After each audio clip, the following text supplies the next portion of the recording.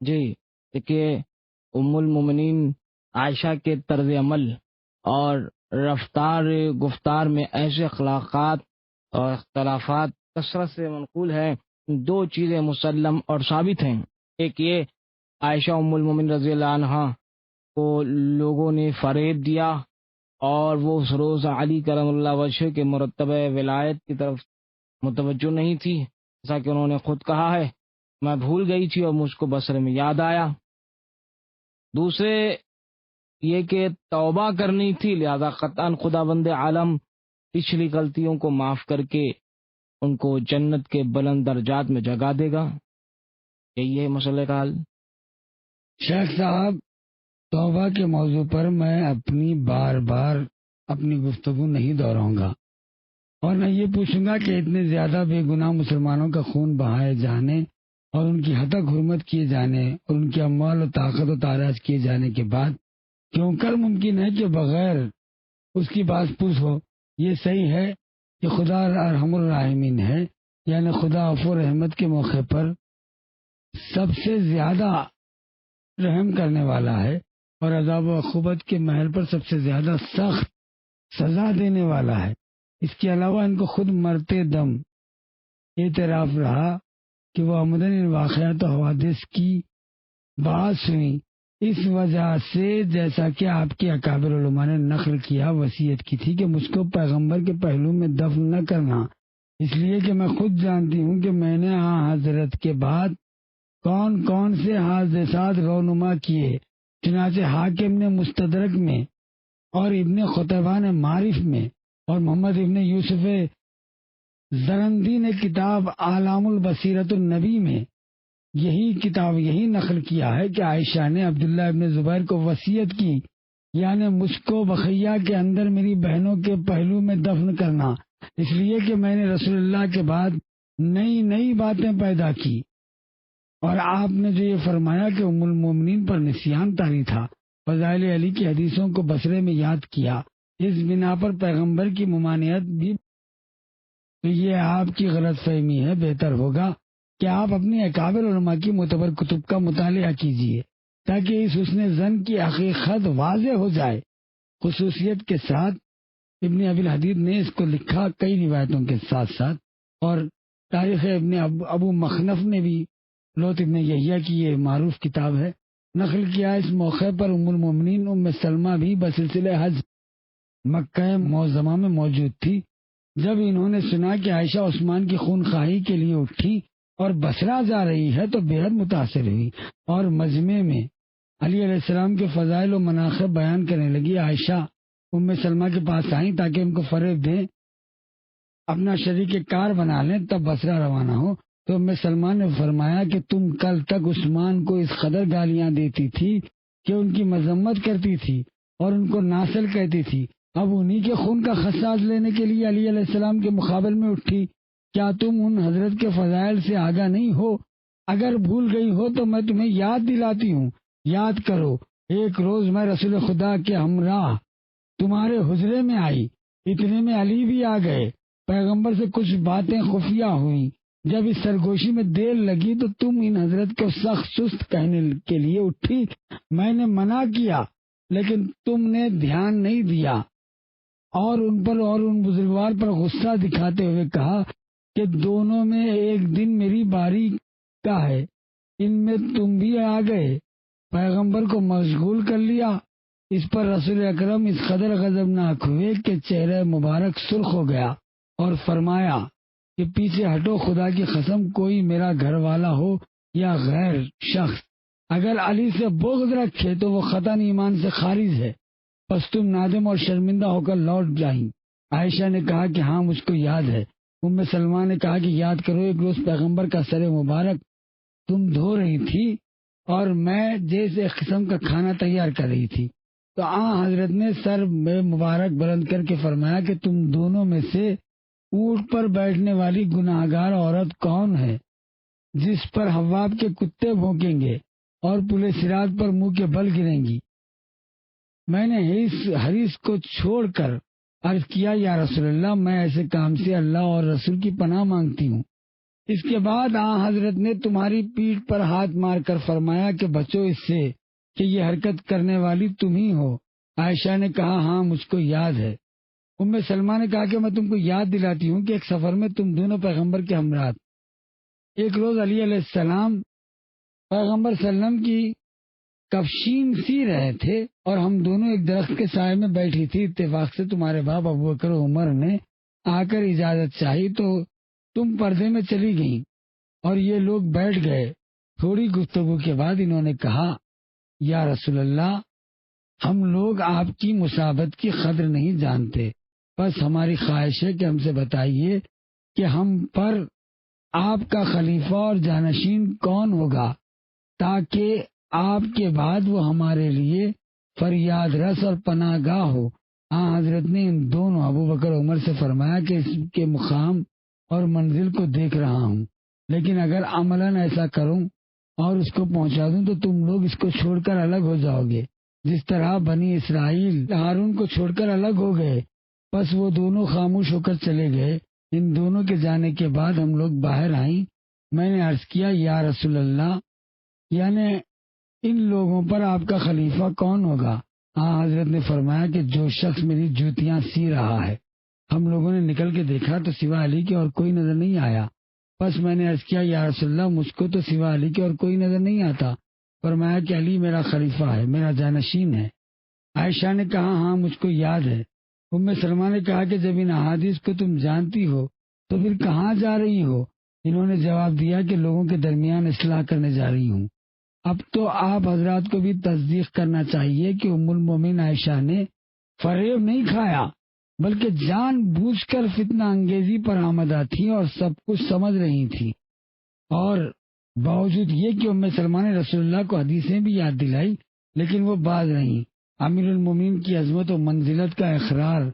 کرنے کے بعد بصرے کی طرف سفر کر کے اتنا بڑا فتنہ برپا کیا کہ جس کے نتیجے میں بے شمار مسلمانوں کا خون بہہ گیا۔ خصوصیت کے ساتھ اس حدیث خاص النعل میں حضرت کی امامت و خلافت پر بہت بڑی نص اور حجت موجود ہے، کیونکہ جس وقت ام سلمہ عرض کرتی ہیں کہ یا رسول اللہ کون ہے وہ شخص جس کو آپ اپنے بعد خلیفہ بنا رہے ہیں، تو حضرت نے فرمایا کہ میری نالین کا سینے والا تو سوا علی کے کوئی دوسرا نہیں تھا۔ شیعوں کا گناہ صرف یہ ہے کہ کسی عادت سے متاثر نہیں ہوتے، بلکہ تحقیق کے دور میں وہ 1400 برس قبل کے اہم واقعات کا معائنہ کرتے ہیں اور بغیر تعصب یا جانبداری کے آیات اور علماء فریقین کی معتبر کتابوں سے استفادہ کر کے سچا فیصلہ کرتے ہیں۔ اسی بنا پر ان کا عقیدہ یہ ہے کہ اگر سیاسی چال بازیوں کی وجہ سے بظاہر تاریخ میں حضرت علی کی خلافت پر چوتھے نمبر پر آتی ہے، لیکن یہ پسماندگی حضرت کی افضلیت اور حضرت کے حق میں جو نصوص وارد ہوئے ہیں ان کو خطا نہیں کر سکیں گے۔ بتائیے شیخ صاحب۔ آپ بے لطفی کی باتیں کر رہے ہیں، ان کے درمیان کوئی فرق نہیں تھا۔ جن لوگوں نے خلفائے ثلاثہ ابو بکر و عمر و عثمان رضی اللہ عنہم کو اجماع کے ساتھ مقامات خلافت پر نصب کیا، انہی نے علی کرم اللہ وجہ کو بھی خلافت میں مقرر کیا۔ یہ اس میں اختلاف کی کیا بات کہیے؟ شیخ صاحب، خلافت خلفاء کے طریق تعین میں مختلف پہلوؤں سے کھلا ہوا تفاوت ہے۔ آپ نے اجماع کی طرف اشارہ کیا تو یہ بڑی بے لطفی کی بات ہے ایک ہی مطلب بار بار دہرایا جائے، کیونکہ میں پچھلی راتوں میں دلیل اجماع کے بے بنیاد ہونے پر مکمل روشنی ڈال چکا ہوں اور ثابت کر چکا ہوں کہ خلفائے ثلاثہ میں سے کسی ایک کی خلافت بھی اجماع امت کے ساتھ قائم نہیں ہوئی تھی۔ ملاحظہ اسی کتاب میں آپ دیکھ سکتے ہیں، گزشتہ شبوں کا آپ پھر سے دو یاد فرمائیں۔ دوسرے، اگر دلیل اجماع پر آپ کا اعتماد ہے، آپ کے نزدیک خدا و رسول کی جانب سے امت کے لیے یہ حق ہے، تو شرعاً ثابت ہے کہ قاعدے کی رو سے چاہیے تھا کہ جو خلیفہ بھی دنیا سے اٹھے ساری امت جمع ہو، زمانہ حال کے رسم کے مطابق ایک نمائندہ جماعت یا انتظامی کمیٹی کی تشکیل کرے جو خلیفہ معین کرنے کا مسئلہ طے کرے، جس پر سب کا اجماع ہو جائے، یا بقول آپ کے صاحبان آخر متفق ہو جائے، اتفاق رائے ثابت ہو جائے، وہ شخص لوگوں کو منتخب خلیفہ قرار دیں۔ ضروری تھا کہ اس میں تمدنی اصول پر ہر زمانے میں عمل درآمد ہوتا۔ یقیناً آپ تصدیق کریں گے کہ کسی اسلامی خلیفہ کے لیے اس قسم کا اجماع قطعاً واقع ہوا ہی نہیں، حتیٰ کہ ناقص اجماع، جس کے متعلق میں پچھلی شبوں میں مفصل گفتگو کر چکا ہوں۔ اب کہیے شیخ صاحب، اب کیا کہیں گے آپ؟ کھلی ہوئی بات ہے، کیونکہ ابو بکر کو اجماع امت نے خلافت پر معین کیا تھا، لہذا اپنے بعد والے خلیفہ کے تقرر پر تنہا خلیفہ اول کا قول ایک مضبوط سند ہے، اور ان کے بعد بھی دوبارہ اجماع یا خلیفے کے تعین میں امت کی رائے حاصل کرنے کی ضرورت نہیں ہے، بلکہ ہر خلیفے کا قول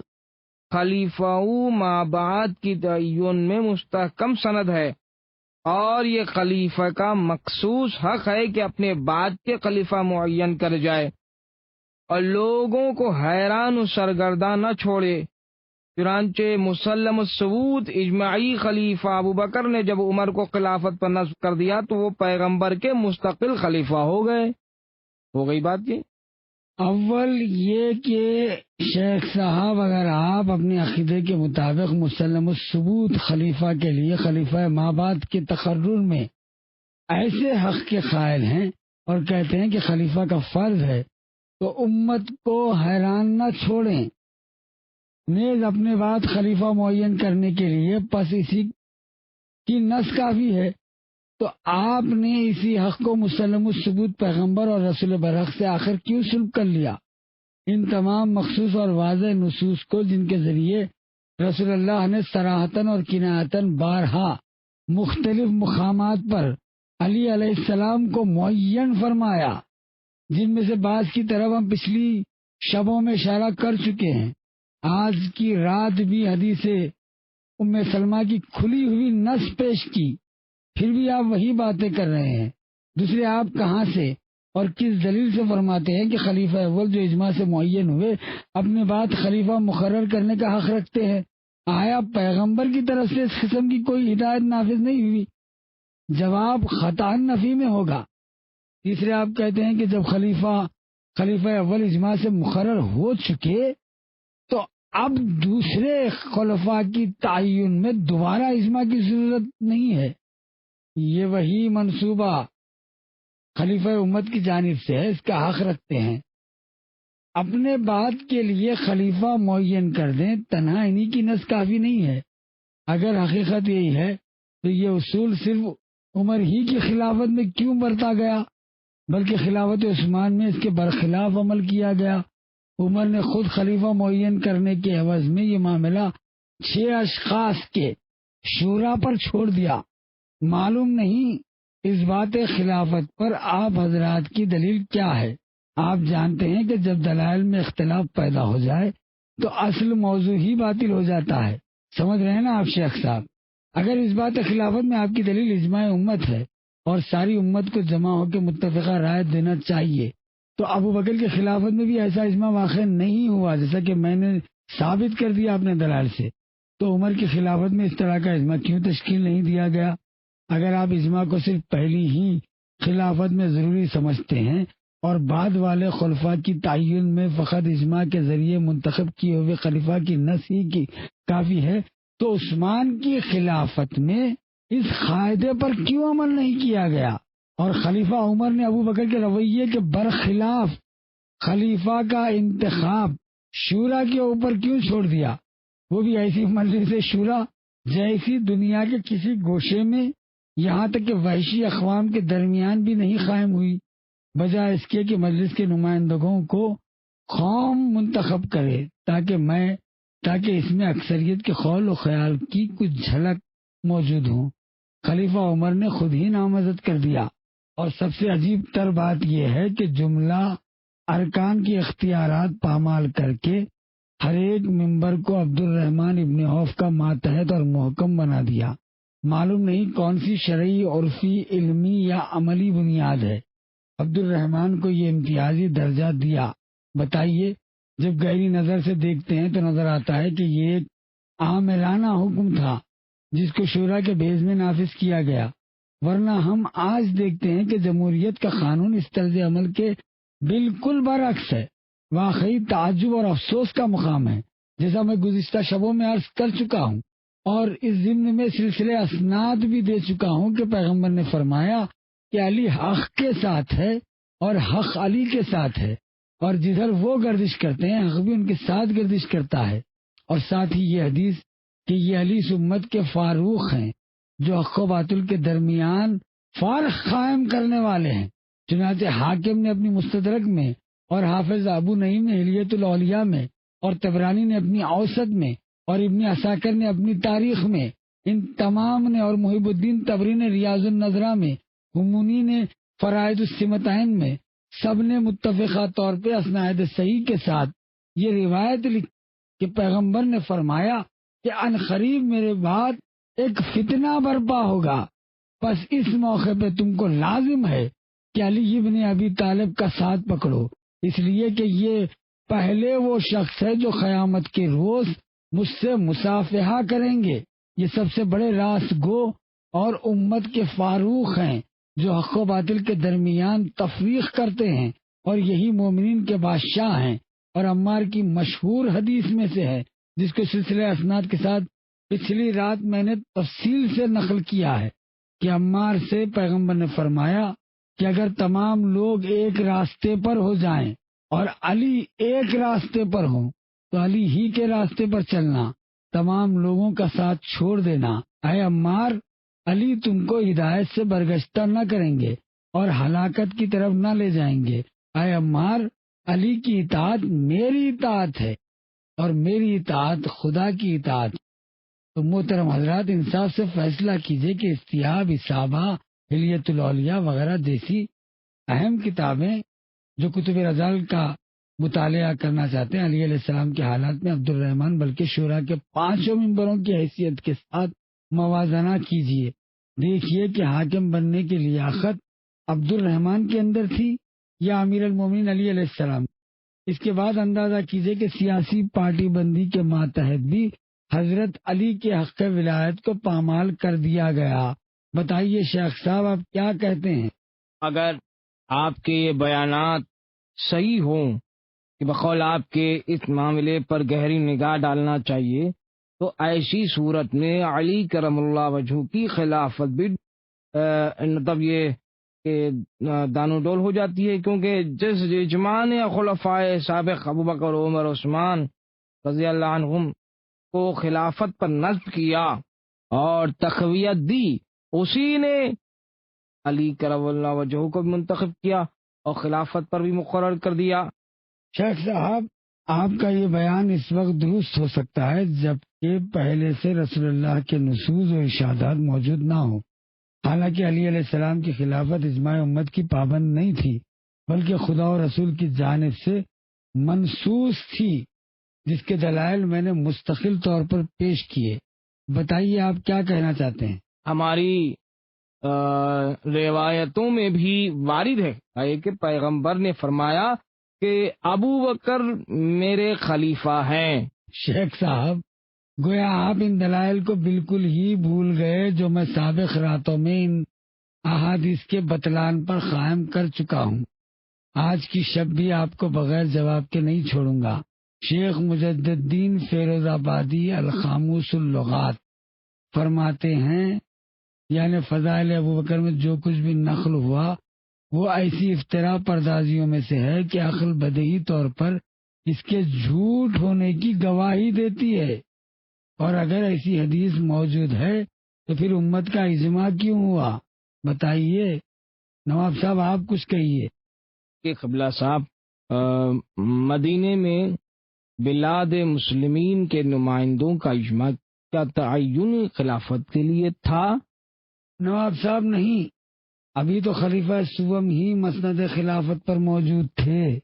اور اکثر بلاد مسلمین کے سرداران قوم اور بزرگان قبائل کی ایک بہت بڑی جماعت عرض حال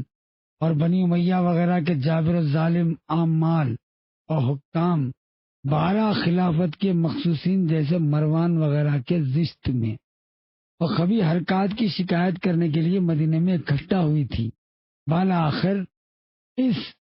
اجماع کا، جس میں کبار صحابہ بھی شامل تھے، انجام یہ نکلا کہ خود عثمان کو غلط کاریوں اور امیر المومنین و کبار صحابہ کی مشقانہ نصیحتوں پر دھیان نہ دینے کی وجہ سے ان کے قتل کی نوبت آئی۔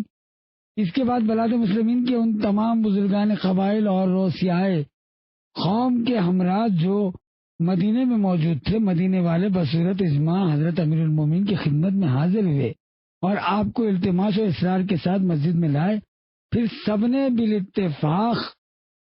اس بزرگوار کی بیعت کی۔ حضرت سے قبل خلفائے ثلاثہ میں سے کسی ایک کی بیعت میں بھی ایسا کھلا ہوا اجماع واقع نہیں ہوا۔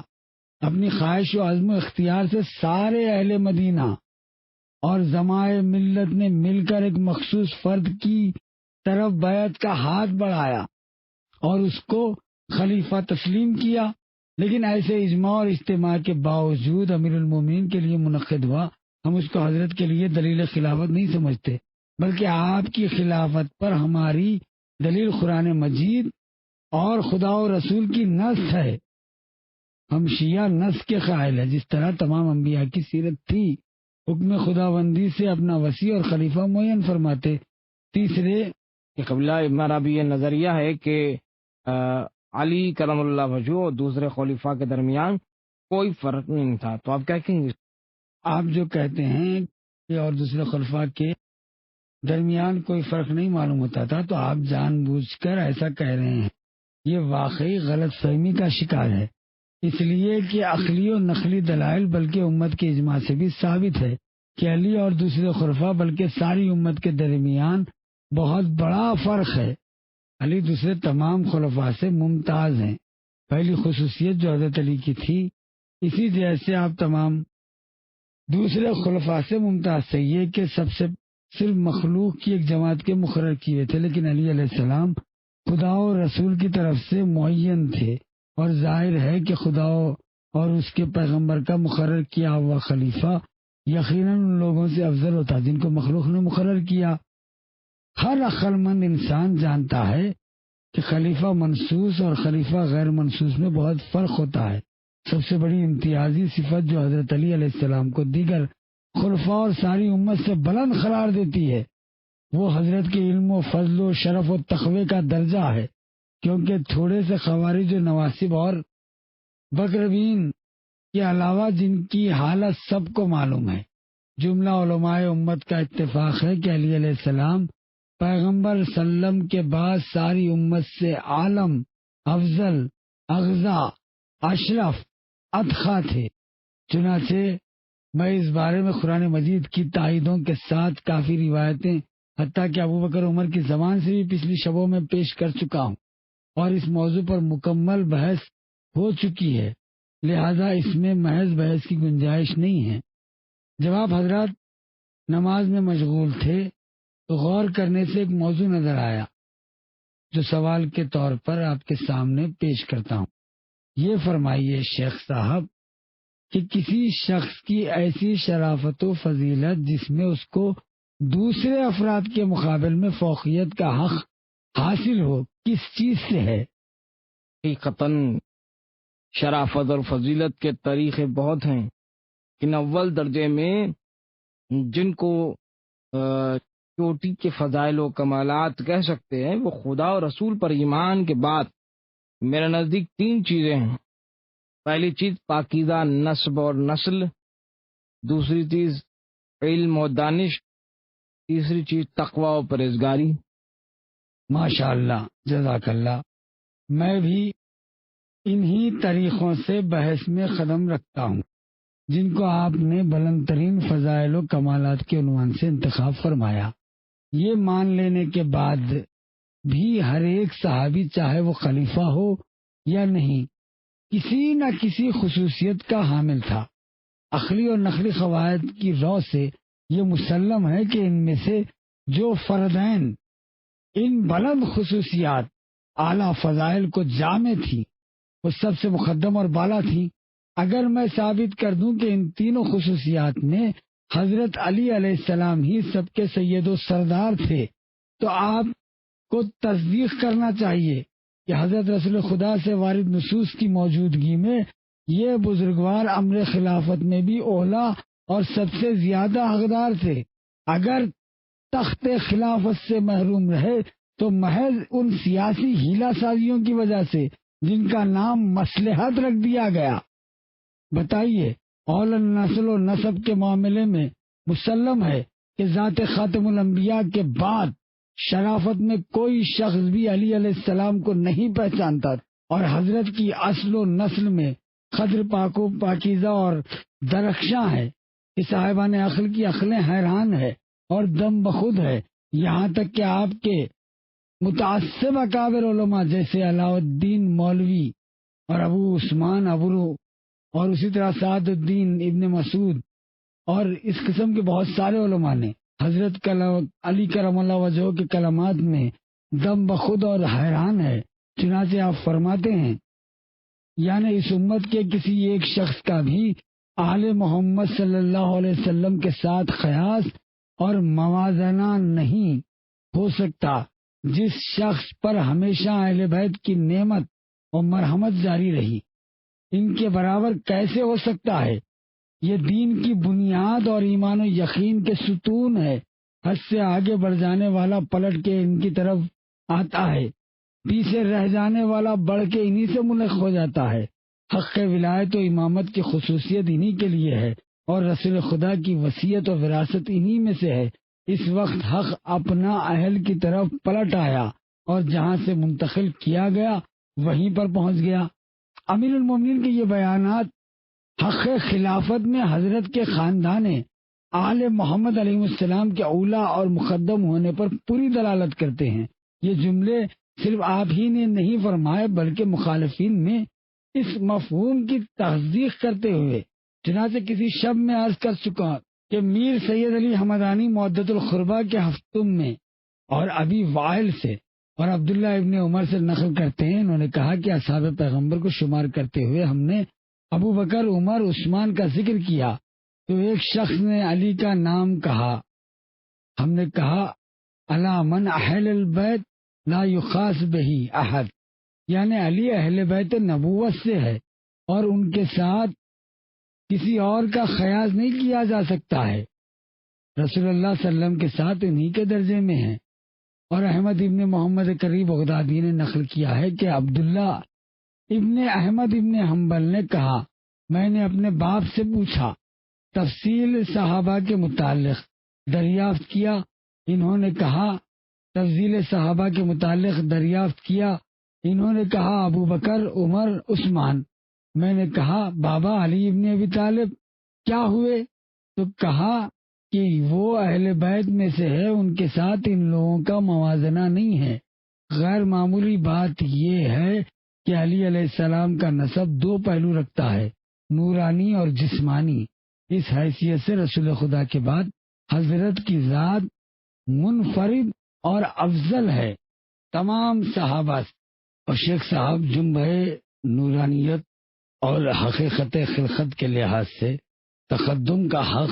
امیر المومنین علیہ السلام کے ساتھ ہے۔ چنانچہ آپ کے اکابر علماء مثلاً امام احمد ابن حنبل اپنی باعظمت کتاب مسند میں،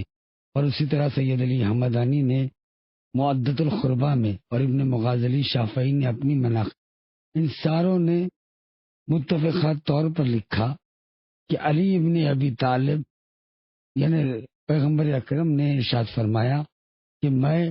اور علی ابن ابی طالب دونوں خلقت آدم سے 14,000 سال قبل بارگاہ خداوندی میں ایک نور تھے۔ پس سبب خدا نے آدم کو پیدا کیا اور اس نور کو ان کے صلب میں قرار دیا، اور ہم برابر ایک نور کی صورت میں رہے، یہاں تک کہ عبد المطلب کے صلب میں ایک دوسرے کے سے الگ ہوئے۔ پس مجھ میں نبوت اور علی میں خلافت آئی۔ یہ پوری روایت علماء نے لکھا، آپ کے اکابر علماء نے اسے تسلیم کیا اور نورانی حیثیت علی ابن ابی طالب علیہ السلام کی بتائی۔ اسی طرح جسمانی جنبہ بھی ماں باپ دونوں کی طرف بہت بڑی شرافت کا حامل ہے، جو حضرت کے مخصوص فضائل میں سے ہے۔ دوسروں کے برخلاف آپ کے آباء و اجداد ابو البشر حضرت آدم تک سب کے سب موحد اور خدا پرست تھے. کسی ناپاک صلب یا رحم میں یہ پاک نور جاگزی نہیں ہوا. یہ فخر صحابہ میں کسی کو بھی حاصل نہیں ہے. سلسلہ نسب بتائیں. سلسلہ نسب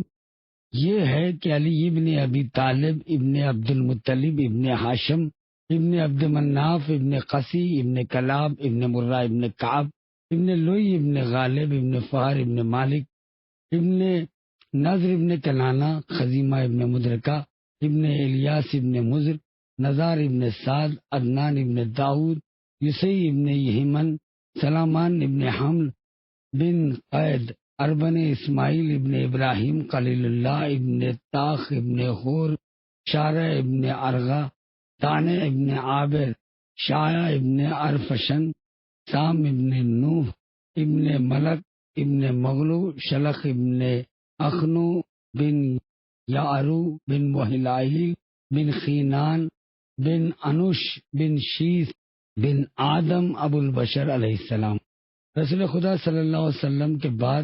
کسی کو بھی ایسا درخشاں نسب نصیب نہیں ہوا. شیخ صاحب بتائیے. دیکھیے، آپ نے جس سلسلے سے گفتگو کی ہے، آپ نے جو یہ فرمایا کہ آدم علیہ السلام ابو البشر تک علی کرم اللہ وجہہ کے سبھی آباء و اجداد موحد تھے، تو بظاہر اس میں آپ کو دھوکا ہوا ہے، کیونکہ دراصل ایسا نہیں ہے. ہم بھی ظاہر پر معمور ہیں. چنانچہ ہم دیکھتے ہیں کہ ان بزرگوار کے آباء و اجداد میں مشرکین اور بت پرست بھی تھے، جیسے ابراہیم خلیل اللہ کے باپ آزر، جن کے لیے آیہ شریفہ میں صاف صاف ارشاد ہے کہ یاد کرو اس وقت کو جب ابراہیم نے اپنے باپ آزر سے کہا، کیا تم بتوں کو اپنے خدا بناتے ہو؟ میں تم کو تمہاری قوم کو کھلی ہوئی گمراہی میں دیکھتا ہوں. سورہ انعام کی آیت ہے. اب کیا کہیں گے اس سلسلے میں ہم؟ شیخ صاحب، بغیر سوچے سمجھے ہوئے آپ کا یہ بیان میری نظر میں عادتاً اپنے اسلاف کی پیروی کے سوا اور کچھ نہیں. اس لیے کہ آپ کے اگلے اور پچھلے لوگ محض اس غرض سے کہ اپنے بزرگ اور چہیتے صحابیوں کو، جن کی طرف قطعی طور سے کفر و شرک کی نسبت موجود ہے، پاک قرار دیں، یعنی یہ نسبی عیب ان سے دور ہو جائے، ماں باپ کا مشرک ہونا معیوب نہ سمجھا جائے. اس بات پر آمادہ کیے گئے ہیں کہ اپنے عظیم المرتبت پیغمبر کے آباء و اجداد میں بھی مشرک کو داخل کر دیا. حضرت کے نسب کو کفر و شرک سے ملا دیں تاکہ اپنے اسلاف اور بزرگان دین کی صفائی پیش کر سکیں. واقعی صاحبان عقل و دانش کی طرف سے ایسی مطلب پرستیاں بہت افسوسناک ہیں، جن کو متعصب و اناد اپنے پیشواؤں کی اندھا دھن محبت اور بے محل ہاتھ پاؤں مارنے کے اور کیا کہا جا سکتا ہے. آپ بھی ان کے ہاں میں ہاں ملانے کو عادت میں مجبور ہو کر ایسے جلسوں میں ان باتوں کو دہراتے ہیں، حالانکہ آپ خود جانتے ہیں کہ علماء نے انصاب کا اس پر اتفاق کیا کہ حضرت ابراہیم کے باپ طارق تھے، نہ کہ آزر. آپ نص کے مقابلے میں اجتہاد کر رہے ہیں اور علماء انصاب کے عقائد و نظریات کو قرآن کے مقابلے میں لا رہے ہیں، باوجود یہ کہ قرآن صاف کہہ رہا ہے کہ حضرت ابراہیم کا باپ آزر بت پرست تھا. میں کبھی نص کے مقابل میں اجتہاد نہیں کرتا، بلکہ قرآنی حقائق کو سمجھنے کے لیے علاوہ جو میرا کوئی اور در مقصد نہیں ہے. لہذا جب میں قرآن کے عدیل اور مفسر یعنی اہل بیت اطرت رسول کی رہنمائی میں تھوڑے غور و فکر اور وقت نظر سے کام لیتا ہوں تو سمجھ میں آتا ہے کہ اس آیہ شریفہ میں عرف عام کا قاعدہ استعمال ہوا ہے، اس لیے کہ عام اصطلاح میں چچا اور ماں کے شوہر کو بھی باپ کہا جاتا ہے. اور آزر کے بارے میں دو قول ہے، ایک یہ کہ حضرت ابراہیم کا چچا تھا، اور دوسرا یہ کہ چچا ہونے کے علاوہ اپنے بھائی طارق یعنی حضرت ابراہیم کی والد کی وفات کے بعد اس نے حضرت کی والدہ کو اپنی زوجیت میں لیا تھا. لہذا حضرت دو وجہوں سے ہمیشہ اس کو باپ کہہ کر خطاب فرماتے تھے، ایک چچا ہونے کی جہت سے اور دوسرے ماں کا شوہر ہونے کی حیثیت سے. جی، تو ہم قرآن کی صراحت سے چشم پوشی نہیں کر سکتے قبلہ جب تک خود قرآن ہی میں اس کی دلیل نہ مل جائے کہ چچا یا ماں کے شوہر کو باپ کہا گیا. اگر آپ ایسی دلیل پیش نہ کر سکے اور ہرگز پیش نہیں کر سکیں گے، ظاہر سی بات ہے قبلہ مجھے پتا ہے، تو آپ کا استدلال ناقص اور ناقابل قبول ہے۔ دیکھیے شیخ صاحب، آپ نے بڑا اچھا سوال کیا ہے کہ قرآن سے ثابت کریں۔ ایسا حتمی دعویٰ نہ کیجیے کہ جب اس کے خلاف دلیل قائم کی جائے تو سارا زور بیان آپ کا ٹوٹ جائے، اس لیے کہ خود قرآن مجید میں ایسی نظیریں موجود ہے جن میں عرف عام کے قاعدے سے بیان کیا گیا ہے۔ من جملہ ان کے سورہ بقرہ آیت نشان 127 ہے جو میری گزارش کا ثبوت دے رہی ہے، جس میں موت کے وقت حضرت یعقوب کا اپنے بیٹوں کے ساتھ سوال و جواب موجود ہے۔ یعنی جس وقت جناب یعقوب نے اپنے بیٹوں سے کہا کہ تم لوگ میرے بعد کس کی پرستش کرو گے، تو انہوں نے کہا کہ تمہارے خدا اور تمہارے باپوں ابراہیم و اسماعیل و اسحاق کے خدا کی، جو ایکتا معبود ہے۔ اس آیت میں میرے دعوے کی دلیل لفظ اسماعیل ہے، کیونکہ قرآن مجید کی شہادت سے حضرت یعقوب کے باپ حضرت اسحاق ہے، اور حضرت اسماعیل باپ تو نہیں ہے بلکہ چچا ہے، لیکن آپ اصطلاح عام کے قاعدے سے ان کو باپ ہی کہتے ہیں۔ چونکہ فرزندان یعقوب بھی عرفاً چچا کو باپ کہتے تھے، لہذا اپنے پدر بزرگوار کے جواب میں چچا کو باپ ہی کہا گیا۔ خدا نے ان کے سوال و جواب کو اسی طرح نقل کیا۔ اسی طرح حضرت ابراہیم علیہ السلام اپنے چچا اور ماں کے شوہر کو عرفاً باپ کہتے تھے، لہذا قرآن مجید میں بھی ان کو باپ کہا، ورنہ تاریخ اور علم الانساب کی مضبوط دلیل سے یہ مسلم ہے کہ حضرت ابراہیم کے باپ آزر نہیں بلکہ طارق۔ اس کی دوسری دلیل کہ پیغمبر کے آباء و اجداد مشرک اور کافر نہیں تھے۔ سورہ شعراء آیت نشان 219 جس میں ارشاد ہے، یعنی خدا پرستوں میں تمہاری گردش۔ اس آیت شریفہ کے معنی میں شیخ سلیمان بلخی نے ینابی المعدت کے باب 2 میں، نیز آپ کے دوسرے علماء نے ابن عباس سے روایت کی ہے کہ خدا نے پیغمبر کو پشت آدم سے ایک نبی کے بعد دوسرے نبی کی طرف اہل توحید کے اسلاب میں منتقل فرمایا، یہاں تک کہ آپ کو اپنے باپ کے صلب سے ظاہر فرمایا، بذریعہ نکاح نہ کہ حرام سے۔ من جملہ دلائل کی ایک مشہور حدیث جس کو آپ کے سبھی علماء نے نقل کیا، یہاں تک کہ امام سالوی جو اصحاب حدیث کے امام ہے اپنی تفسیر میں لکھتے ہیں اور ابن عباس سے روایت کرتے ہیں کہ رسول اکرم نے فرمایا، خدا نے مجھ کو زمین کی طرف صلب آدم میں اتارا اور کشتی کے اندر مجھ کو صلب نوح میں قرار دیا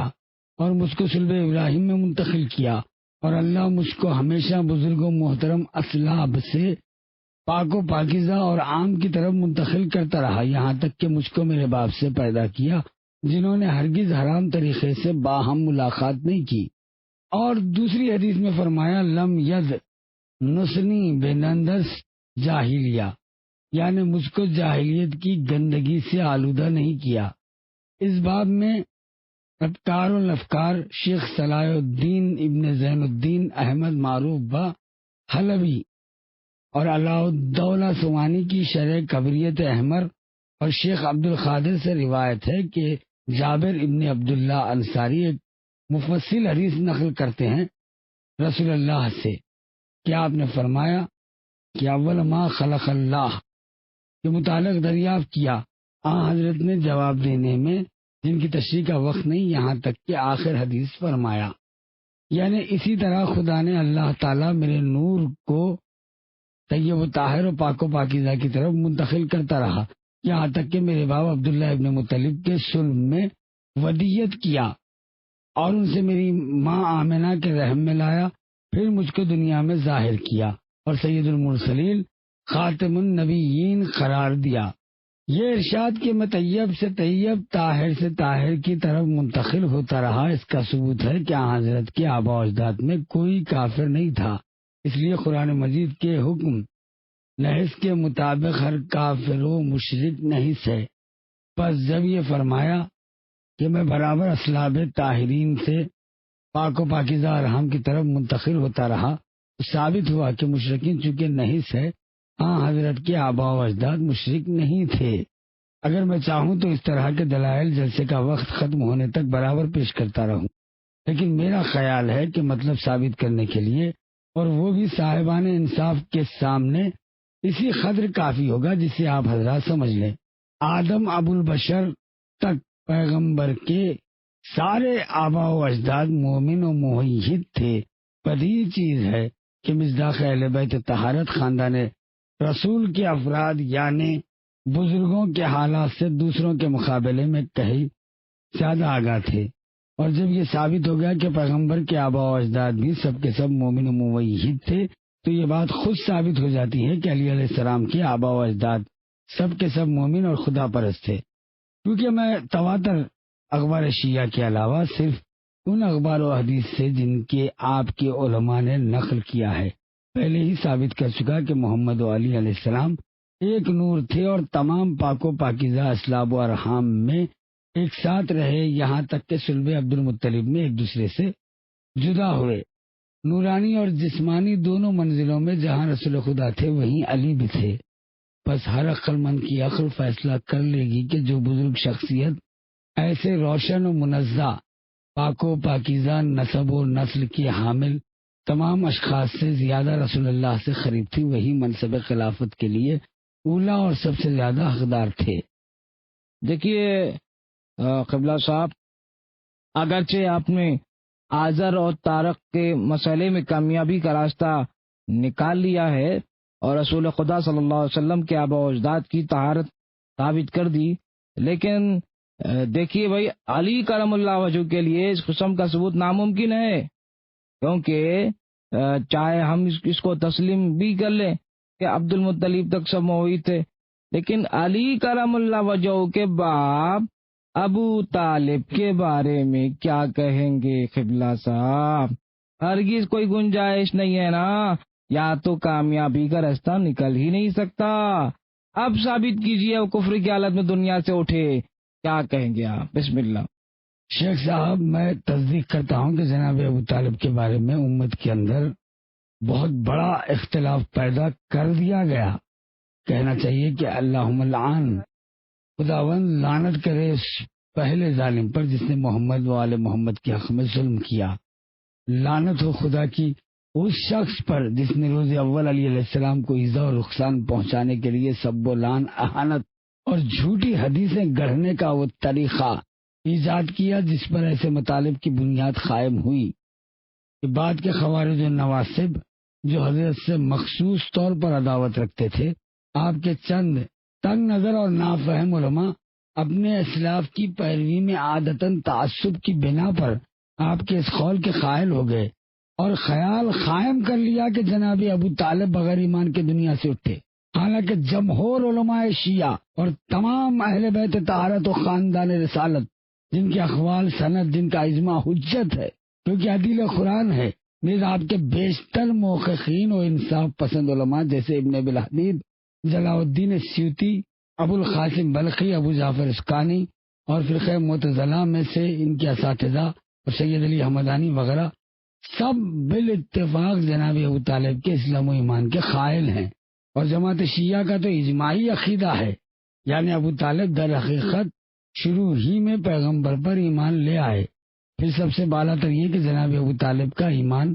دیگر بنی ہاشم یا آپ کے بھائی حمزہ اور عباس کے مانند کفر سے نہیں بلکہ قطری تھا، اور اہل بیت طاہرین کے اتباع میں جماعت شیعہ کا مسلمہ مسئلہ ہے۔ انہ لم یعبد ثمنا، یعنی ابو طالب نے قطعاً کبھی کسی بت کی پرستش نہیں کی، بلکہ آپ حضرت ابراہیم تھے، اوصیاء میں سے تھے، اور آپ کے موقع علماء کی معتبر کتابوں میں اس مطلب کی طرف کثرت سے اشارے موجود ہے، من جملہ ان کے ابن اسیر جزری جو آپ کے اکابر علماء سے ہے اور بہت بہترین مورخ ہیں، اپنی کتاب جامع الاصول میں لکھتے ہیں، یعنی اہل بیت علیہ السلام کے نزدیک پیغمبر کے عامام میں صرف حمزہ، عباس اور ابو طالب ایمان لائے۔ بدیہی چیز ہے کہ اہل بیت رسول کا اجماع ہر مسلمان کے نزدیک حجت ہونا چاہیے، کیونکہ حدیث ثقلین اور ان کی دیگر احادیث کی بنا پر جن کو میں پچھلی راتوں میں پیش کر چکا ہوں، جن سے با اتفاق فریقین ثابت ہے کہ رسول اللہ نے حضرت کے حق میں وصیتیں اور سفارشیں فرمائی۔ یہ ہستیاں عدیل قرآن اور ثقلین میں سے ایک ہیں، اور ہم سب مسلمان اس پر مامور ہیں کہ ان کی گفتار و کردار سے تمسک رکھتے ہیں۔ رکھیں تاکہ گمراہ نہ ہو۔ دوسرے یہ کہ قاعدہ اہل بیت ادرائے بے معافی اہل بیت یعنی گھر کی چیزوں سے گھر والے ہی واقف ہوتے ہیں۔ مطابق یہ جلیل القدر خاندان جو تقوی و پرہیزگاری کا مجسمہ تھا، اپنے آبا و اجداد اور امام کے ایمان و کفر سے مغیرہ ابن شیبہ، دیگر بنی امیہ، خوارج، نواسب اور بے خبر لوگوں کے مقابلے میں کہیں زیادہ آگاہ تھا۔ واقعی تعجب ہوتا ہے کہ آپ کے علماء پر کہ تمام اہل بیت رسالت اور امام المتقین حضرت علی ابن ابی طالب علیہ السلام کا قول قبول نہیں کرتے، جن کی صداقت رازگوئی کی تصدیق خود آپ ہی کے معتبر روایتوں کے مطابق خدا اور رسول نے فرمائی، جو بالاتفاق یہی کہتے ہیں کہ جناب ابو طالب مومن و موحد دنیا سے اٹھے، لیکن امیر المومنین کے جانی دشمن، فاسق و فاجر اور جانے بوجھے ہوئے آدمی مغیرہ ملعون اور چند اموی اور خارجی ناصبی اشخاص کی بات ماننے کے لیے تیار ہے، بلکہ اس پر اصرار اور مقابلہ بھی کرتے ہیں۔ ابن ابی الحدیث جو آپ کے بزرگ علماء میں سے ہے، شرح نہج البلاغہ کے جلد 3 صفحہ 310 میں کہتے ہیں کہ ابو طالب کے اسلام میں اختلاف ہے۔ جماعت شیعہ امامیہ اور اکثر زیدیہ نے کہا کہ وہ دنیا سے مسلمان اٹھے، علاوہ اجماع جمہور علماء شیعہ کے ہمارے بعض شیوخ علماء بھی جیسے ابو القاسم بلخی، ابو جعفر اسکانی وغیرہ بھی اسی پر رہے ہیں۔ حضرت ابو طالب اسلام لائے، لیکن اپنا ایمان ظاہر نہ کرنے کا مقصد یہ تھا کہ پیغمبر کی پوری مدد کر سکیں، مخالفین ان کے لحاظ سے حضرت کی مزاحمت نہ کر سکیں۔ بتائیے شیخ صاحب جی آپ کہ جہاں تک آپ کی گفتگو میں بگوش قلب سماعت فرما رہا تھا اور ایک ایک لفظ میرے ذہن دل دماغ میں اتر رہے تھے، معلوم ہوتا ہے کہ آپ نے حدیث زحزہ نہیں دیکھی ہے جس میں ارشاد ہے کہ یعنی ابو طالب جہنم کے پانی میں ہیں۔ یہ حدیث بھی شیخ صاحب ان دوسری موضوع اور جعلی حدیثوں کے مانند ہے جن کا زمانہ بنی امیہ میں بالخصوص منافقین کے رئیس معاویہ ابن ابو سفیان کے دور خلافت میں آل محمد اہل بیت طہارت علیہ السلام کے چند دشمنوں نے خوشامد اور جذبہ کفر و نفاق کے ماتحت تصنیف کیا اور بات کو بنی امیہ ان کے پیرووں نے حضرت علی علیہ السلام کی عداوت میں ان گھڑی ہوئی حدیثوں کو تقویت دی اور مشہور کیا۔ انہوں نے اس کا موقع ہی نہیں دیا کہ جناب حمزہ و عباس کی طرف جناب ابو طالب کا ایمان بھی شہرت پا سکے، بلکہ اس قوم کی نگاہ سے بالکل اوحجل ہی کر دیا گیا۔ عجیب تر چیز یہ ہے کہ حضرت کے زمنہ کو وضع اور نقل کرنے والا بھی حضرت امیر المومنین علیہ السلام کا فاسق و فاجر دشمن تنہا مغیرہ ابن شیبہ ہی تھا، جس کے لیے ابن ابی الحدیث نے اور مسعودی میں امام مسعودی نے مروج الذہب میں اور دیگر علماء نے لکھا کہ مغیرہ نے بصرہ میں زنا کی، لیکن روز خلیفہ عمر کے سامنے اس کی گواہ پیش ہوئے تو 3 آدمیوں نے شہادت دی اور چوتھا شخص بیان دینے آیا تو اس کو ایسا جملہ سکھا دیا کہ گواہی ٹوٹ گئی۔ چنانچہ ان تینوں پر حد جاری کی گئی اور مغیرہ کو چھوڑ دیا گیا۔ ایک ایسے فاسق و فاجر زناکار شرابی آدمی نے جس پر شرعی حد جاری ہونے والی تھی اور جو معاویہ ابن ابو سفیان کا جگری دوست تھا، اس حدیث کو امیر المومنین کے بغض و عداوت اور معاویہ کی چاپلوسی میں گڑھا۔ معاویہ، ان کے اتباع اور دیگر اموی افراد نے اس جعلی حدیث کو تقویت دی اور تصدیق کرنے کے لیے ان ابا طالب فی الزحزح من النار والی بات کر دی۔ اقرار اس کے سلسلے حدیث میں داخل ہیں، جیسے عبد الملک ابن عمیر، عبدالعزیز وردی اور ابو سفیان السوری وغیرہ۔ وہ بھی آپ کے اکابر علماء جرح تعدیل کے نزدیک، جیسا کہ ذہبی نے میزان الاعتدال جلد دوم میں لکھا ہے، ضعیف و مردود اور ناقابل قبول ہیں۔ سننے مولی صاحب، شیخ صاحب، ان میں سے بعض مثلاً سفیان سوری جال سازوں اور سخت جھوٹے لوگوں میں شمار کیے گئے، لہذا ایسی حدیث پر کیوں اعتماد کیا جا سکتا ہے جس کو ایسے مشہور و معروف ضعیف و کذاب لوگوں نے نقل کیا؟ حقیقت یہ ہے کہ جناب ابو طالب کے ایمان پر اکثر دلیلیں موجود ہیں اور ایسے واضح دلائل ہیں، صرف وہی بے حیث و متعصب اور ضدی لوگ انکار کر سکتے ہیں جو حق کو قبول نہیں کرنا چاہتے۔ جیسا کہ رسول اکرم کا ارشاد ہے کہ انا کافل الیتیم کے باتین فی الجنہ، دونوں انگلیاں ملا کر فرمایا، اور یتیم کی کفالت کرنے والا دو انگلیوں کی طرح جنت میں باہم ایک دوسرے کے ساتھ ہے۔ ابن ابی الحدید نے بھی اس حدیث کو نقل کیا اور لکھا ہے کہ بدیہی چیز ہے کہ ارشاد رسول سے کہ ہر یتیم کی کفالت کرنے والا مراد نہیں ہو سکتا، اس لیے کہ اکثر یتیم کے کفیل فاسق و فاجر بلکہ گمراہ و بے دین اور جہنم کے مستحق ہوتے ہیں۔ پس حضرت کی مراد اس سے کہ جناب ابو طالب نے اور آپ کے جد بزرگوار جناب عبد المطلب نے جو پیغمبر کے کفیل رہے، خصوصیت کے ساتھ مکہ معظمہ میں حضرت یتیم ابو طالب کے لقب سے مشہور تھے، کیونکہ وفات عبد المطلب کے بعد 8 سال کے سن سے رسول اللہ کی کفالت اور دیکھ بھال آپ ہی کے ذریعے ہوئی۔ اس پر تمام طبقہ طور پر اپنی اپنی تاریخوں میں یہ لکھا۔ ایک مشہور حدیث جس کو فریقین شیعہ سنی نے مختلف طریقوں سے نقل کیا، بعض نے اس طریقے سے روایت کی کہ حضرت نے فرمایا کہ جبریل مجھ پر نازل ہوئے اور ان الفاظ میں مجھ کو بشارت دی، یعنی قطعی طور پر اللہ نے آگ پر حرام کر دیا ہے اس پشت کو جس سے آپ کا نزول ہوا، اس شکم کو جس نے آپ کو اٹھایا، اس پستان کو جس نے آپ کو دودھ پلایا، اس گود کو جس نے آپ کی کفالت کی۔ میر سید علی حمدانی نے مودۃ القربہ میں بھی اسی حدیث کو لکھا، تھوڑے سے الفاظ کی رد و بدل کے ساتھ، یعنی پروردگار آپ کو سلام کہتا ہے۔ جبریل نے فرمایا پیغمبر اکرم سے کہ پروردگار آپ کو سلام کہتا ہے اور فرماتا ہے یقیناً میں نے حرام کر دی ہے آتش جہنم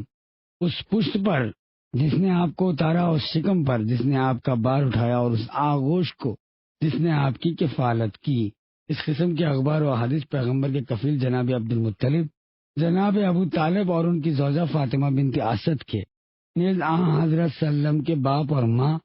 عبداللہ اور آمنہ بنت وہب اور حضرت کی دایا حلیمہ سعدیہ کے ایمان پر پوری دلالت کرتے ہیں۔ من جملہ ان دلائل کے وہ اشعار جو آپ کے بہت بڑے عالم عزیز الدین عبد الحمید معتزلی نے جناب ابو طالب کی مدح میں نظم کی ہے، شرح نہج البلاغہ میں اور دوسری کتابوں میں درج ہے۔ مطلب یہ کہ اگر ابو طالب اور ان کے فرزند علی علیہ السلام نہ ہوتے تو دین اسلام کا کوئی امتیاز اور مضبوطی حاصل نہ ہوتی۔ ان اشعار کا ماں حاصل یہ ہے کہ ابو طالب نے مکے میں حضرت صلی اللہ علیہ وسلم کو پایا اور حمایت کی، اور علی علیہ السلام نے مدینے میں حضرت کے لیے جان نثار کی۔ عبد مناف ابو طالب اپنے پدر بزرگوار عبد المطلب کے حکم سے حضرت کی کفالت کرتے رہے۔ علی نے ان خدمات کی تکمیل کی۔ ابو طالب نے خزائے الہی سے وفات پائی تو اس سے کوئی کمی نہیں ہوئی، کیونکہ انہوں نے اپنی خوشبو علی علیہ السلام کو یادگار چھوڑا۔ ابو طالب نے خدا کی راہ میں ہدایت پر چلنے کے لیے ان خدمتوں کی ابتدا کی، اور علی علیہ السلام نے اللہ کے لیے ان کو انتہا تک پہنچا کر بلندیاں حاصل کی۔ ابو طالب کی بزرگی کو کسی نادان کی بکواس یا کسی بینا کی چشم پوشی نقصان نہیں پہنچا سکتی۔ جس طرح کوئی دین روشنی کا اندھیرا سمجھ لے تو اس سے آثار صبح کا کوئی نقصان نہیں ہوتا، اسی طرح خود جناب ابو طالب نے حضرت صلی اللہ علیہ وسلم کی مدح میں جو اشعار نظم کیے وہ بھی ان کے ایمان کا کھلا ہوا ثبوت ہے۔ چنانچہ ان میں کچھ شعر ابن ابی الحدید نے نقل کیا آپ کے بہت سے اکابر علماء نے، جیسے ابو جعفر اسکانی وغیرہ اشعار سے آپ کے ایمان پر استدلال کیا۔ حق یہ ہے کہ ان جناب نے اپنے ایمان کو ان اشعار کی صورت میں بالکل ظاہر و حویدہ کر دیا، اور ان کے قصیدہ لامیہ کے چند شعر یہ ہیں، جس کا ترجمہ اور ماں حاصل یہ ہے، یعنی پناہ چاہتا ہوں میں رب کعبہ کی طرف ان لوگوں سے جو ہم پر برائی کے ساتھ طعن کرتے ہیں، ہم کو باطل کے ساتھ نسبت دیتے ہیں، اس بدکار سے جو ہماری غیبت اور بدگوئی کرتا ہے، اس شخص سے جو دین میں ایسی باتیں شامل کرتا ہے جن سے ہم دور ہیں۔ قسم خانہ خدا کی کہ تم نے جھوٹ کہا کہ ہم محمد کا ساتھ چھوڑ دیں گے، حالانکہ ابھی ہم نے ان کے مخالف سے نیزہ و تیر کے ساتھ جنگ نہیں کی، اور ہم ان کی نصرت کریں گے یہاں تک کہ ان کے دشمن کو پچھاڑیں گے۔ یہ جناب ابو طالب کہہ رہے ہیں، شیخ صاحب غور کریں، ایسی جان نثاری کریں گے کہ اپنی بیوی بچوں کو بھول جائیں گے، ان کی نورانیت ایسی ہے کہ ان کے روئے روشن کے ذریعے باران رحمت طلب کیا جاتا ہے۔ وہ یتیموں کے فریاد رس، وہ بیوہ عورتوں کے پناہ دہندہ، وہ بنی ہاشم کے بے ہے بس افراد ان کے پاس پناہ لیتے ہیں اور ہر طرح کی نعمتوں سے مالا مال ہوتے ہیں۔ قسم اپنی جان کے، مجھ کو احمد سے والہانہ محبت ہے اور میں ان کو خالص دوست کی طرح محبوب رکھتا ہوں۔ میں نے اپنے نفس کو اس قابل پایا کہ ان پر فدا ہو جاؤں، بس میں نے ان کی حمایت کی اور سر و گردن کے ذریعے ان کی طرف سے دفاع کیا۔ خدا ان کو قائم رکھے۔ وہ اہل دنیا کے لیے جمال، دشمنوں کے لیے مصیبت اور محفلوں کی زینت ہے۔ پروردگار عالم اپنی نفرت سے ان کی تائید کریں، اب پروردگار عالم اپنی نصرت سے ان کی تائید کرے اور ان کے دین کو ظاہر کرے جو برحق ہے، اس میں باطل کی گنجائش نہیں۔ آپ کے جو مخصوص اشعار ابن ابی الحدید نے اور دوسرے مورخین نے، علماء نے لکھا نقل کیے ہیں، ان سے آپ کے ایمان پر استدلال کیا گیا ہے۔ ان میں سے قصیدہ میمونہ بھی فرمائیے۔ خلاصہ یہ ہے، قصیدہ میمونہ کے ترجمہ یہ ہے کہ خلاصہ یہ ہے کہ لوگ ہم سے دین اسلام کے خلاف نیزہ و شمشیر سے جنگ کرنے کی امید کرتے ہیں۔ وہ امید کرتے ہیں کہ ہم محمد کو قتل کر کے ان کو منسوخ کر دیں، حالانکہ ابھی ان کی نصرت میں چند چہرے خون سے رنگین نہیں ہوئے۔ خانہ خدا کی قسم تم نے جھوٹ کہا، یہاں تک کہ تم مصیبت میں پڑ جاؤ اور حتیم و زمزم کٹے ہوئے سروں سے پڑ جائیں، اور نبی پر جو ہدایت خلق کے لیے مابعوث ہوا ہے، اس کتاب پر جو مالک عرش سے نازل کی ہے، ظلم ہو رہا ہے۔ من جملہ ان واضح دلائل کے جن سے حقیقت کا انکشاف ہوتا ہے، ان جناب کے ایمان کا کھلا ہوا ثبوت ہے، اور یہ سارے اشعار آپ کی تمام معتبر کتابوں میں موجود ہے۔ یعنی اے اللہ کی گواہی دینے والے گواہ رہو کہ میں یقیناً پیغمبر خدا احمد کے دین پر ہوں۔ یہ جناب ابو طالب نے خود فرمایا ہے، اگر کوئی دین میں گمراہ ہے تو میں ہدایت یافتہ ہوں۔ حضرات، خدا کے لیے انصاف کیجئے، کیا ایسے اشعار کہنے والے کو کافر کہا جا سکتا ہے؟ معاذ اللہ، صاف صاف اقرار کر رہا ہے کہ میں محمد صلی اللہ علیہ وسلم کے دین پر ہوں اور ایسے برحق پیغمبر کی نصرت کرتا ہوں جن کے یہاں باطل کی کوئی گنجائش نہیں ہے۔ اب بتائیے شیخ صاحب، یہ اشعار، واہ واہ واہ، کیا بات ہے قبلہ صاحب، بڑے کمال کا حافظہ رکھتے ہیں۔ یہ اشعار دو وجہوں سے قابل قبول و استدلال نہیں ہے۔ اول یہ کہ ان میں کوئی تواتر نہیں ہے، دوسرے یہ کہ کسی مقام پر یہ نہیں دیکھا گیا کہ ابو طالب نے اسلام و ایمان کا اقرار اور شہادتین کا اعتراف کیا ہو، لہذا چند شعر نقل کر دینے سے ان پر اسلام کا حکم جاری نہیں کیا جا سکتا۔ اب بتائیے، آپ اشعار تو آپ نے بیان کر دیے، سوال میرا اپنی جگہ پہ قائم ہے، کہیے کیا جواب کہتے ہیں؟ شیخ صاحب، تواتر کے بارے میں آپ کا ایراد عجیب ہے۔ جہاں آپ کا دل چاہتا ہے وہاں تو خبر واحد کو حجت سمجھ لیتے ہیں اور اس پر عمل کرتے ہیں، لیکن جہاں آپ کی مرضی کے خلاف ہو وہاں فوراً عدم تواتر کا حربہ استعمال کرنے لگتے ہیں۔ اگر آپ حضرات تھوڑا سا غور کر لیں تو بخوبی سمجھ میں آ جائے کہ یہ اشعار اگر فردن متواتر نہ ہو تب بھی یہ سب مجموعی طور پر اس ایک امر پر متواتر حیثیت سے دلالت کرتے ہیں کہ جناب ابو طالب ایمان اور خاتم الانبیاء کی نبوت اور رسالت کے متقد تھے۔ اکثر امور ایسے ہیں جن کا تواتر اسی طریقے سے معین ہوتا ہے۔ مثلا حضرت امیر المومنین علیہ السلام کی جنگیں اور غزوات میں آپ کی شجاعتیں اور حملے بھی خبر واحد ہے، لیکن ان کی مجموعی معنوی تواتر پیدا ہوا ہے، جس سے حضرت کی بہادری کا ضروری علم حاصل ہوتا ہے، اور حاتم کی سخاوت یا نوشرواں کے عدل وغیرہ بھی یہی صورت ہے۔ علاوہ اس کے آپ جو تواتر کے اس قدر دل دادا ہیں تو یہ فرمائیے کہ گھڑی ہوئی حدیث زخمسا کا تواتر کہاں سے ثابت کیجیے گا؟ رہا آپ کا دوسرا اشکال تو اس کا جواب بالکل ظاہر ہے، اس لیے کہ توحید نبوت و مبدأ ماد کا اعتراف ضروری نہیں ہے۔ مثلا اشہد ان لا الہ الا اللہ و اشہد ان محمد رسول اللہ، بلکہ اگر کوئی شخص ایسے شعر کہے جو وحدانیت خدا اور رسالت ختم الانبیاء کے اقرار و اعتراف قائم ہو تو قطعاً کافی ہے۔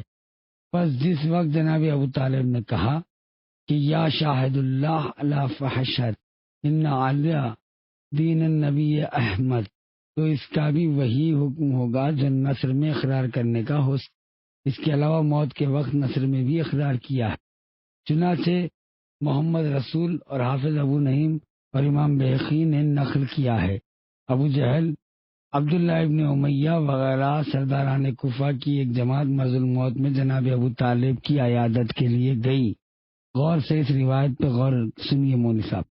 عیادت کے لیے گئی ایک پوری جماعت طالب کی۔ اس موقع پر رسول اللہ نے اپنے چچا ابو طالب سے فرمایا، کہیے لا الہ الا اللہ تاکہ میں خدا تعالیٰ کے سامنے اس پر گواہی دوں۔ فوراً ابو جہل اور ابن ابی امیہ نے کہا، اے ابو طالب،